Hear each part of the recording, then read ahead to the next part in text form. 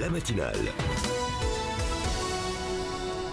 Sans transition aucune, vous l'attendez toutes et tous, notre ami Thibaut est présent à l'antenne pour son billet d'humeur de ce jeudi. Rebonjour Thibaut. Rebonjour Jamal.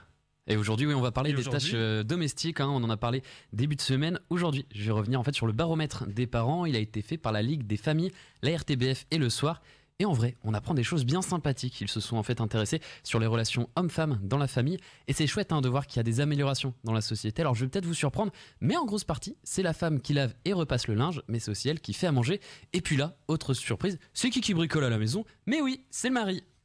Les tutos, ce sont les tutos de Thibaut.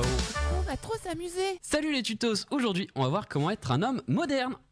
Et tout de suite, on voit la première étape. Tout d'abord, il faut avoir des gros muscles. Pour ça, rien de plus simple. Allez à la salle de sport pour pousser un maximum de kilos de fonte. Vous verrez rapidement votre musculature se former et vous pourrez mettre des t-shirts col V très serrés sur vos pecs saillants.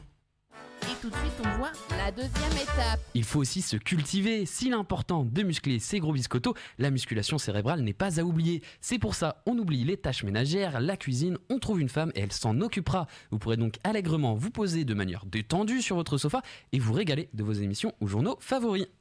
Et tout de suite, on voit la troisième étape. Vous êtes physiquement agréable, la plastique est soignée et en plus votre culture en impressionnera plus d'un et le plus important, en impressionnera plus d'une. Mais il vous manque quelque chose, un maximum de thunes. Comment vous payerez-vous une belle voiture, une jolie maison si vous n'avez pas un emploi avec un beau salaire et avec lequel vous pourrez claquer un maximum de billets verts dans les boîtes de nuit les plus branchées de la ville?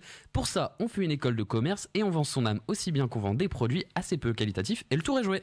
Merci Thibaut. Voilà, avec cette étape, vous avez de quoi devenir le gendre idéal. Vous plairez à la société comme à la belle famille. Les tutos, c'était les tutos de Thibaut. C'était trop bien. Alors on peut dire oui, mais l'homme il travaille beaucoup, donc quand il rentre, c'est normal qu'il se repose. Déjà, c'est l'argument le plus rincé du monde. Faut arrêter avec ça. Oui, l'homme c'est un bosseur. Oui, c'est comme si tu disais qu'il vaut mieux rouler au diesel pour respecter l'écologie. Ça a marché un temps, les gens y ont cru, on a vendu plein de voitures diesel, mais maintenant, c'est fini, on sait que le diesel c'est la douille. Alors ok, certaines personnes travaillent beaucoup, donc parfois c'est compliqué de faire des trucs en rentrant chez soi, t'es rincé de ta journée, mais quand même, tu vas pas me dire que la majorité des hommes travaillent 10, 12, 15 heures par jour, on n'est pas tous des machines de travail. Enfin, tous nos jobs ne nous demandent pas une implication maximale tout le temps. Les gens de la commune, quand 1 sur 4 travaillent et que les 3 autres regardent, tu vas pas me dire qu'en rentrant, il est là, oh chérie, ma journée de travail, j'ai regardé Denis creuser pendant 2 heures, c'était intense. En plus, début de semaine, on apprenait que 21% des Belges s'ennuyaient au travail. C'est dommage, parce qu'au final, il y a pas mal de choses que tu fais pas au travail que tu pourrais faire à la maison. Regarde, si au lieu d'attendre, les gens essayaient de rentabiliser un peu le temps qu'ils perdent à attendre d'avoir du travail, ils pourraient ramener, je sais pas, 2-3 pantalons au bureau et les plier. Tu vois, pour les courses, à la limite, tu peux préparer ta liste, ça serait une chouette idée. Coup double, tu t'ennuies moins et en plus, tu permets aussi bien à toi qu'à ton partenaire de réduire le nombre des tâches ménagères. C'est l'optimisation. Mais si on optimisait un peu plus notre cerveau, ça nous permettrait de dissocier un peu ce qu'on fait de bien et de mal et on s'attarderait peut-être un peu plus à ce qu'on fait de bien au lieu de continuer à faire ce qu'on fait de mal. C'était effectivement le billet d'humeur de notre ami Thibaut et dorénavant, on ne verra plus les tâches domestiques de la même manière. Merci très cher Thibaut. Et bah c'est toujours un plaisir.